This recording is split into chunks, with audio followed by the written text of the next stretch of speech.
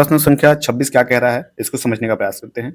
देखिए 26 नंबर प्रश्न कह रहा है कि भारत की राष्ट्रीय आय का आकलन करने वाली संस्था है। ये आपका प्रश्न जो है इकोनॉमी का प्रश्न है। क्या है? इकोनॉमिक का प्रश्न है।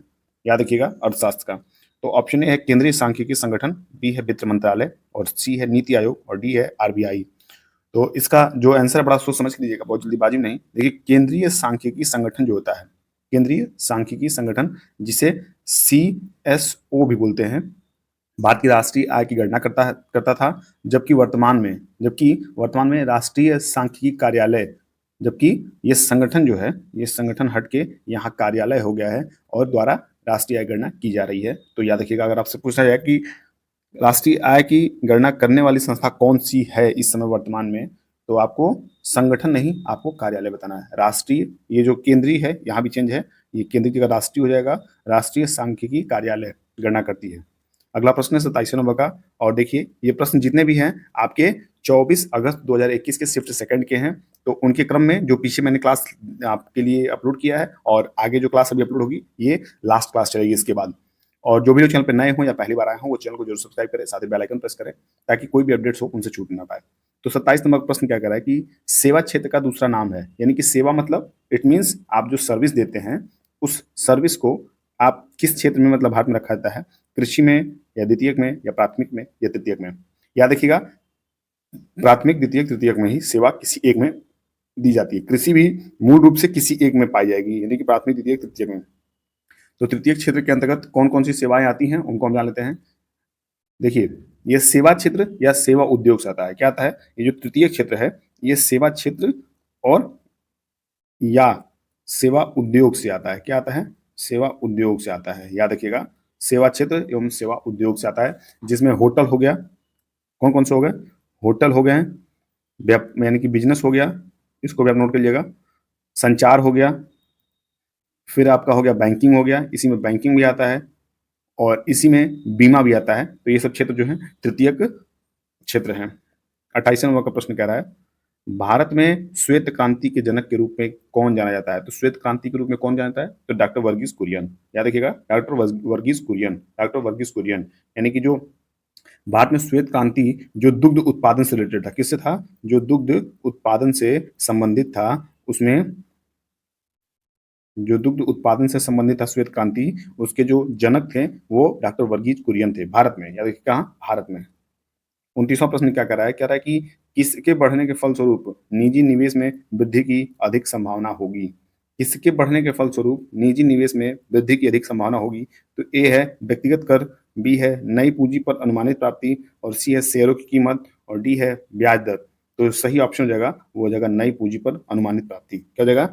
नई पूंजी पर अनुमानित प्राप्ति के वृद्धि के फलस्वरूप निजी निवेश में वृद्धि की अधिक संभावना होगी, जबकि व्यक्तिगत कर एवं शेयरों की कीमत एवं ब्याज दर की वृद्धि होने से निजी निवेश में कमी होगी। जो मैं लाइन आपको बोल रहा हूं ये लाइन आप जरूर याद करिएगा या फिर कहीं नोट करिएगा, आपके लिए बहुत ही फायदेमंद होगा। 30वां प्रश्न है, क्या कह रहा है 30वां प्रश्न कि भारत के संविधान में इसमें से क्या राज्य सूची में सम्मिलित नहीं है। यानी कि इन चारों में से ऐसा कौन सा पॉइंट है कि जो राज्य सूची में सम्मिलित नहीं है। तो इसके लिए समझना होगा ना कि राज्य सूची में कौन सी चीज सम्मिलित है और कौन सी नहीं है।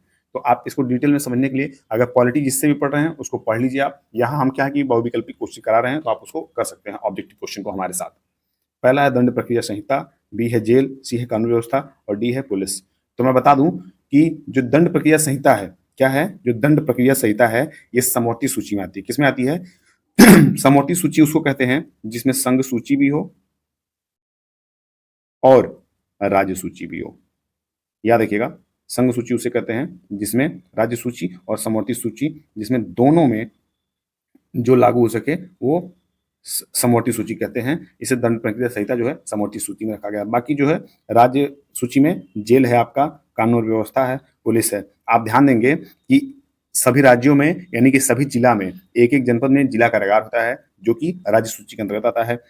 सारे जो मतलब स्टेट हैं उनके अपने अपने कानून व्यवस्था होते हैं और पुलिस भी होती है जो अपने स्टेट की होती है, बाकी सेंट्रल की भी होती है और कानून व्यवस्था सेंट्रल की भी होती है। लेकिन आप इसमें अपना कानून बना सकते हैं, इसमें भी अपना कानून बना सकते हैं, इसमें भी अपना बना सकते हैं, लेकिन दंड प्रक्रिया संहिता में आप नहीं बना सकते हैं। ये समवर्ती सूची है, यानी कि दोनों के तालमेल से ही ये बनेगा।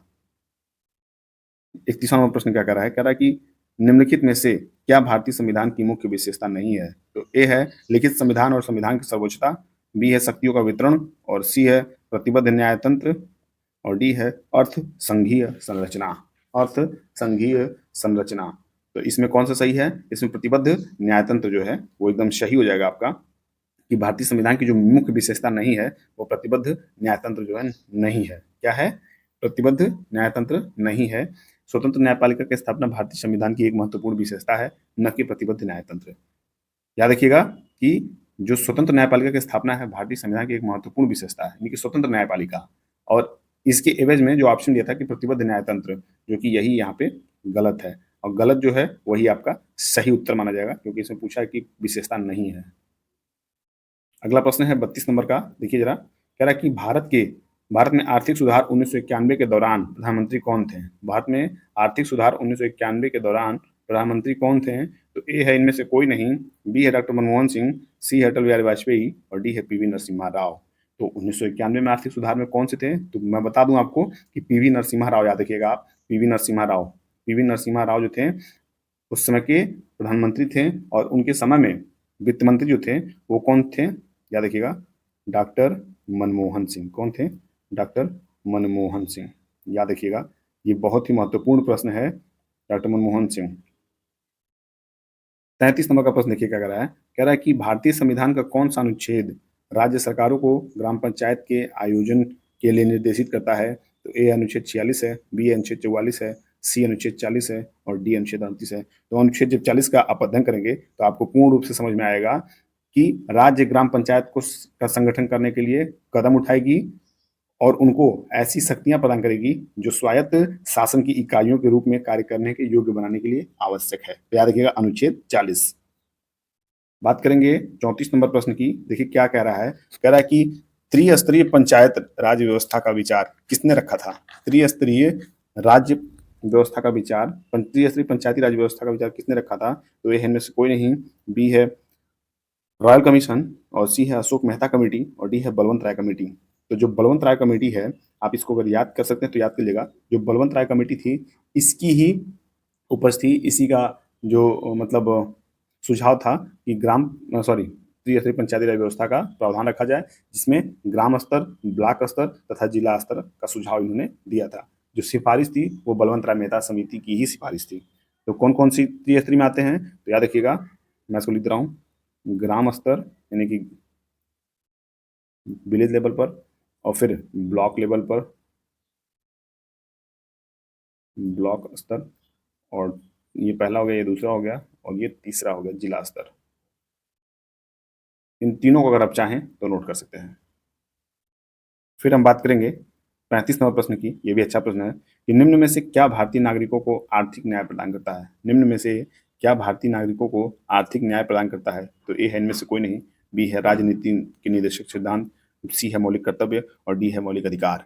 तो बात करें कि राज्य के नीति निश्चित सिद्धांत, जो राज्य के नीति निश्चित सिद्धांत हैं वो भारतीय नागरिकों को आर्थिक न्याय प्रदान करता है। क्या करता है? यानी कि जो भारतीय नागरिक को आर्थिक न्याय प्रदान करने वाला जो सिद्धांत है वो राज्य के नीति निश्चित सिद्धांत है। याद रखिएगा, इस प्रश्न को जरूर याद रखिएगा, इंपॉर्टेंट मैंने पहले बताया है। 36 नंबर का प्रश्न क्या कह रहा है कि प्रतिरोध की एसआई, एसआई मतलब जो क्या कहते हैं इसको, इंटरनेशनल सिस्टम। ये एसआई मतलब इंटरनेशनल सिस्टम, यानी कि अंतर्राष्ट्रीय प्रजाति में जो है प्रतिरोध का क्या इकाई है? तो ए है एम्पियर, बी है वोल्ट, सी है ओम और डी है फैराड। तो ओम याद रखिएगा, ये प्रतिरोध का एसआई इकाई जो है ओम है, जिसको अगर इसका हम संकेत बना दें तो ये देखिए जरा, ये इस तरह का संकेत होता है ओम का। ठीक है, इसको याद रखिएगा, ओम का संकेत ऐसा होता है। और ये प्रश्न आपसे फिजिक्स में पूछा जा सकता है, क्योंकि फिजिक्स से 2-3 प्रश्न जरूर आएंगे आपके। 37 नंबर प्रश्न है, देखिए कि नींबू का खट्टा स्वाद इनमें से किसकी उपस्थिति के कारण होता है? नींबू का जो खट्टा स्वाद आता है इनमें से किसकी उपस्थिति के कारण आता है वो हमें बताना है। क्या फोमिक एसिड के की उपस्थिति में आता है, या ऑक्जेलिक एसिड के, या एसिटिक एसिड, या साइट्रिक एसिड? तो साइट्रिक एसिड की उपस्थिति में जो है नींबू का स्वाद जो है वो खट्टा होता है। इसी वजह से जो है खट्टा इसमें पाया जाता है। जैसे कि अन्य भी है जिसमें साइट्रिक एसिड पाया जाता है।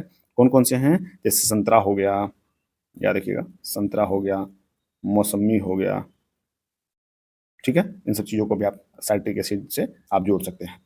अब इस क्लास का लास्ट क्वेश्चन है, यानी कर्कटजनक रसायन से क्या होता है? जो कर्कटजनक रसायन है उससे क्या होता है? ए है दमा, जिसको अस्थमा बोलते हैं, बी है कैंसर, सी है मधुमेह और डी है हृदय रोग। तो क्या होता है, इससे जो है आपका जो कैंसर होता है वो इसी से पाया जाता है, यानी कर्कटजनक रसायन जो होता है वो कैंसर होता है, जिसको ये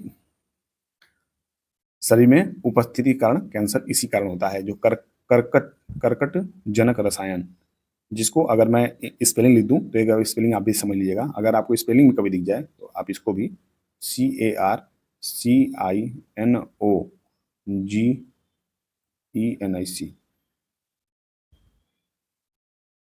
जिसको कर्कट जनक रसायन कहते हैं। तो ये प्रश्न और ये क्लास यहीं समाप्त होते हैं। मुझे उम्मीद है ये क्लास आपको बेहद पसंद आया होगा, तो प्लीज़ लाइक और कमेंट करके जरूर बताइएगा। और अभी तक जितना मैंने पढ़ाया है, क्या आपको अच्छा लग रहा है, क्या बुरा लग रहा है, उसको भी आप लोग जरूर आइडेंटिफाई करिए और मुझे बताइए, ताकि मैं भी जो है अश्योर हो जाऊँ कि क्या चीज़ें मेरे में गलत है, उसको मैं सुधार करूँ। तो चलिए ये क्लास यहीं तक समाप्त करते हैं और शुभकामनाएं आपके साथ हैं। पढ़ते रहिए, मस्त रहिए, स्वस्थ रहिए। मिलते हैं अगले क्लास में, तब तक के लिए बाय बाय, टेक केयर।